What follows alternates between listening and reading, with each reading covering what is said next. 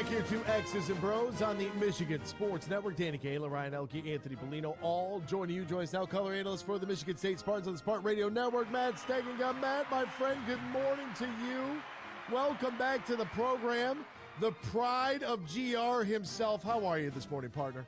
I'm doing great, guys. Thanks for having me.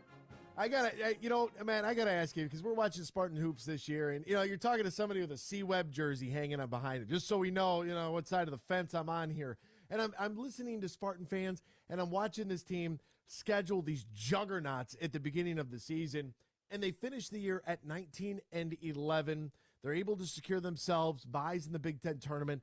How do you quantify what this season was for the 2022-23 Spartans? Is this season a success? In our Spartan fans that might be a little bit displeased with how the year went from time to time, are they taking greatness for granted? Well, at this moment, truly, this season, it's not finished. The story is not over. Because this team, like most Tom Izzo Michigan State ball teams the last 25 years, are playing their best basketball right now. And so I think we can still do some things to make this season a truly big success. But, given everything they've gone through, the injuries and the tragedies, and I think overall you do label this season as a success, and especially where we've landed here this week with a double bye in the Big Ten tournament. I think that says it all. And you would take a look at one of the strong suits, and I talk about this young fella all the time, and I probably don't give his running mate as much love, just because I think the story surrounding Jaden Akins and the fact that Tom Izzo stood up for him, he'd stuck with him throughout some of the shenanigans that took place throughout his AAU years, and then accepting him and then getting him back from injury the way that he has been playing. But Tyson Walker, great teams in the NCAA tournament and in any sort of tournament play, you got to have really good leadership, and that all starts with great guard play. Do you think the Spartans got enough there?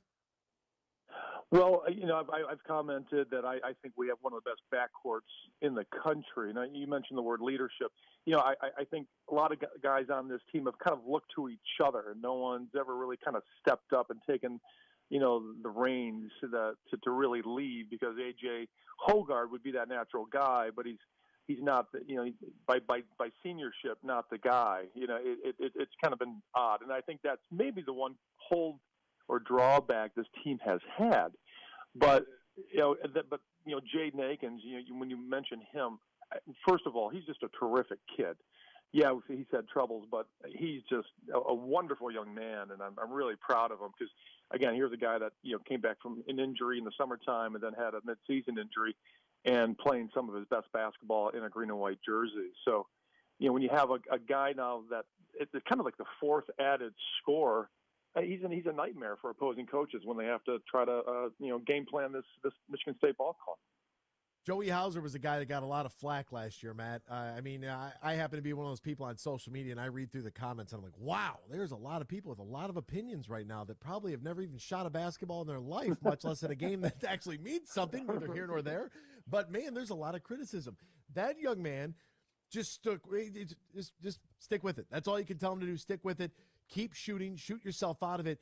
He's shooting almost 46% from three, shooting 49% from the field, a smooth 86 from the free throw stripe. What changed from last year to this year with Joey Hauser, in your opinion? Yeah, good question. I don't think a lot really changed. We were talking about how good his numbers were last year and how he was the most efficient player on the ball club last year. And Tom Izzo kept talking about that. It seemed like nobody was really listening, because I think people just expected so much from Joey. So, really nothing changed. I think just people now are appreciating him more, because he is a terrific ball player. And, I think at times you just get frustrated. I think people get frustrated because they just think, maybe he's better than what he's given. And he's been nothing but a really good basketball player. Michigan and Michigan State play in the first go-around in East Lansing. It's a total rock fight, right? It's 59-53. No one can buy a bucket. The offense, everybody's just running up and down the floor looking at each other. You throw it off the glass. Now I'll throw it off the glass, right? It's one of those games. In Michigan State, they win a lot of those games, a lot of those slugfests where offense might be tough to come by. And then all of a sudden they're supposed to play Minnesota. after holding Ohio State to 41 points. They're supposed to play Minnesota. That game gets canceled. They play Michigan. They lose to Michigan 84-72. And then all of a sudden, Michigan State Spartan Hoops turns into the ABA. We're talking about putting up points. They're looking at 80, 106, 80, 84. What in the NBA is going on with this team right now? A team that was holding everybody to like 60 points or less surrenders 112 to Iowa. What happened? We went through stretches where we're shooting over 70% as a team from the 3-point land. I don't know. It's so hard to explain. I think it just shows how good this team can be, and maybe it makes it frustrating for fans, wondering, why isn't it this way for every game? Well, that's just the way sports work. But it does provide the insight that this team can win in a variety of ways. The Big Ten is primarily in basketball, defensive minded, and obviously defense wins championships. So you can always, if you have a bad shooting night, rely on defense. I mean, that'll always be there because it's primarily effort, and you can bring effort every night. The shooting might not be there. So, I mean, again, this team can win ugly games, and this team is now showing, hey, it can run with anybody. It's always been a staple of Tom Izzo's offenses in Michigan State. I mean, back to when I played, way back when, we just love to run the basketball, run up and down the floor, and score as many as we can. Who is the guy? And I'll take Tyson Walker out of the equation. I might even have to remove Joey Hauser. I got to put some parameters on this thing because I'm digging right here, Matt. Who is the guy in your mind that must be solid for the next month? Who's going to be like the keystone piece here if Michigan State is going to have to make if they're going to be able to make a long run here in March headed into April? Yeah, for me, I hope it's obvious, but it's A.J. Hoggard. Yeah, he's got to be solid. He can't turn the ball over. He's got to be finding shooters. And I really believe when it comes down to getting a big shot, he's got to be able to find the guy or be the guy because the ball's in his hands a lot. But, the big shot guy has been Tyson Walker, but A.J. Hoggard for 40 minutes has to be really good. That's success in tournaments. The little things, not turning the ball over, setting up for easy shots, making free throws. And A.J. Hoggard has really been very, very good this year. And you just hope. I mean, his kind of Mendoza line, if you would, is 4 or 5 turnovers. If he has that many turnovers, we generally don't play well. And Matt Steigenga joining us right now, radio analyst for the Michigan State Spartans on the Spartan Radio Network. The game in Iowa, the ending of, I don't know why this is, and maybe this is because I'm part fan as well, is that when you lose a game to a team and you might have to see them again, you almost kind of fear, like, what if that happens again? The odds of that happening again, what took place out there in the corn between the Spartans and the Hawkeyes there in the last 90 seconds, when you were watching that, what was going through your mind as it was just made shot after made shot and free throws, and it just the chaos that went from, hey, we're up this much, everything should be fine, to all of a sudden, oh my God, we're going to overtime. Wait a minute, we just lost by 6 points. I don't know if it was fortunate for me. I missed 2 games this year, and that was one of them. Oh, you lucked out there. Yeah, I know. Unfortunately, I had to be away for a family funeral, so I was. I've never watched it, nor do I really care to go back and watch it. But I was following along on my phone, and I actually tuned in with about 2 minutes to go in the game, and I say, okay, we're up 12, 14. I go, great, this is the win we need. It sets us up well for the double bye in the Big Ten tournament. And in driving then where I was, I actually listened to Will Team and my guys and Kevin Pauga, and I'm like, okay, we still got this. We still got this, right?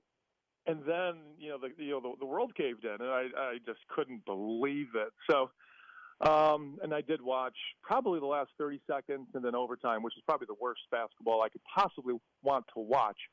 And it was just, it's one of those things, I've never experienced that as a player. It's hard to explain. And then the next game at Nebraska, again, the same scenario almost played out. We were up 10 with 2 minutes to go, and teams are going to make this little run. And I think the adversity, like anything, is how you respond to it.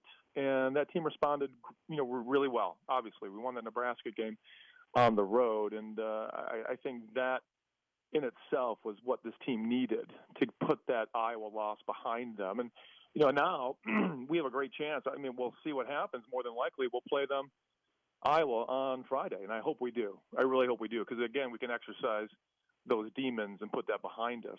And, here's what's crazy about basketball. Rutgers goes to Minnesota, and almost the same thing happens 3 or 4 days later. So, I don't think Michigan State can feel too bad about what happened. So, a lot of good things have happened since that Iowa game. Matt, throughout my years, 35 years as an NBA coach here, obviously, there are certain things that I watch Michigan that just drive me crazy, right? And it's got to drive the coaching staff crazy. I mean, these guys have forgotten more than I'll ever know, so it's got to bother the hell out of them. What is one thing that when you're watching, take us through the mind of a player and as an analyst here, when you are sitting there watching the Spartans play, is there something that you see that happened, you might see kind of consistently that you can kind of watch, tell fans that, hey, when you see this, just know I'm irritated beyond belief? Because for me, it's the lack of movement without the ball with Michigan. That drives me. I'm like, yo, move the ball and move without it. Somebody go set a screen. I don't care if you go run up in the bleachers, for God's sakes. Just go do something. What drives you wild? About Michigan basketball? Or No, about Michigan State when you're watching your team. I don't watch Michigan. I try to watch as little as possible. I don't blame you. The way this season's gone, it doesn't bother me any. Well, it's a good question. I mean, I have the luxury of watching these games, sure, as an analyst, but I do it from a fan standpoint as much as I can. I really have a good time with it. And, it is, offensively, when the ball doesn't move, it stays in one person's hands. I mean, I don't mind the pick and roll. I mean, I've played in the NBA. I played professionally. It's a lot of what the game is. It's a great piece of the offense. But, for this game has become so heavy dependent on the three-point shot. I really, to really get good looks, the ball has to move. They have to pass the ball. You have to catch defenses, as the motion is switching. So, that's frustrating. I wish, we've struggled this year and a little bit over the last few years of transition and scoring the points. We talked about this earlier, not scoring maybe 70 or more points in games, and that can get frustrating. I know teams get back on us. We talk to every opposing coach before the game, and every coach will say the same thing about how to approach games with Michigan State, and it's getting back. Not sending people to the offensive glass. So it's, I do feel like I watch so many games that I see the same thing night after night. But again, it is what it is. That's the way things go, and I really don't get frustrated. Hey, fans, you heard the man. Move the ball. That's what we can't have the ball stick. All the youth coaches out there, move the ball, move without it, do something. I watch all these guys. It's like you want to be a spectator, buy a ticket, have some popcorn while you're just sitting around watching in the corner. Come on, do something. All right, Matt, I ask everybody we talk Big Ten basketball with because I can't figure it out. It turns out nobody really has a real answer, so maybe you do. Is the Big Ten, is the conference as a whole good at basketball? Are they good at hoops? When you watch this conference top to bottom, because it was a log jam there between 2 and 10. Everybody was just kind of stuck. So the Big Ten, some bracketologists have us at 10 teams getting in. That's great. Sure, fine. I think it's a little much, but whatever. If they want to put 10 in, put 10 in. Are there 10 teams that are deserving? Well, I don't know. And I hate to not give you the answer you're looking for. But I always believe the Big Ten is one of the best conferences in the country, without a doubt. So are they deserving? Yeah, absolutely. I mean, there's so much parity this year. We've never seen this in the last 20 years. Something like where a team, just watching Northwestern at Rutgers the other day, Northwestern wins, they're the 2 seed. They lose, they go down to the 9 seed. That's just an incredible set of circumstances, and so much based on one game. So, yeah, I do. I mean, if Northwestern had dropped all the way down to the 9 seed, do they not get into the tournament? I find that hard to believe because they've done so well. So, 10 teams, yeah, maybe. I hope we do too, and I hope someday soon, if not this year, someone from the Big Ten wins another national championship. Yeah, amen to that. Who is, from an opposition standpoint, who has been maybe the one player that you like to watch the most? In the Big Ten currently? Mm-hmm. Yeah, it's odd because with with the transfer rules, guys are coming and going so much. It gets frustrating. On my own team, I love our backcourt. I love watching A.J. Hoggard. I love the way he moves, with the basketball when he's moving downhill. Tyson Walker, Jaden Akins. I really do enjoy watching these guys. I would say the opposite. The hardest thing I have watching right now is watching like a Purdue. And I don't mean to be mean to a Zach Edey, but it's hard to. It's so different, and he's so dominating. But in a way, I don't enjoy watching the game. That's probably the guy I don't like watching the most. That guy's an alien. I mean, people don't understand how big he is. I tried to describe it to him, and his cranium is the size of a football helmet. Like, he's just huge. But I think that, like, the Big Ten, we've got some good guard play. You mentioned your guys. We've got some big guys. You look at Zach Edey, Hunter Dickinson, Trace Jackson Davis. You think about Jalen Hood-Schifino. Like, there's good players. Northwestern, like, there's sneaky good all season long. I think it's been a really fun year. You mentioned the word parity. Kind of where does Illinois fit in this mix? Like, there's so many good teams throughout this conference that I hope the NCAA will open up the door and allow some teams in, specifically my team and your team as well. The double bye, Michigan State will face the winner of Ohio State and Iowa in their Big Ten tournament kickoff there on Friday. Matt Steigenga, the pride of Grand Rapids, Michigan State Spartan alum, analyst on the Spartans Radio Network. Thank you so much for your time this morning, my friend. Studio audience, they love you. Have a great call and enjoy the game tomorrow, my friend. All right. Thank you very much. Appreciate it.